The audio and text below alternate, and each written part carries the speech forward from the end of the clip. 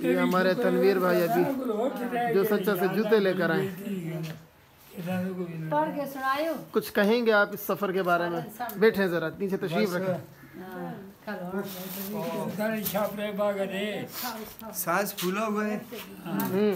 تو اگر فرحان بھائی نہ ہوتے تو اس ملک کے وزیر اعظم اگر عمران خان بھی ہوتے نا تو میں کبھی بھی اتنا سفر جو ہے پیدل آنا جانا ساری چڑھائی ہے اور راستے میں شہر کا بھی خطرہ ہے جسے یہ لوگ مقامی لوگ سی بولتے ہیں سی، تو اس سے بچا کے اور تقریباً 2 گھنٹے کا راستہ جو ہے نا وہ میں نے 2.5 گھنٹے کا 1 گھنٹہ لگایا آنے جانے میں.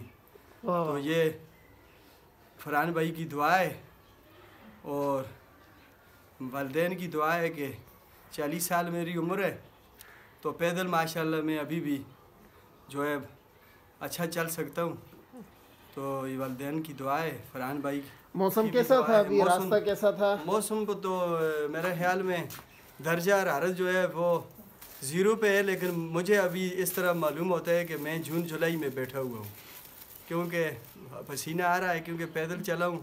ساتھ میں شہر کا بھی تھوڑا بہت خوف تھا، لیکن ہم تو علی کے ملانگے، یا رسول اللہ کے چاہنے والے، نعرہ حیدری، یا علی، یا علی.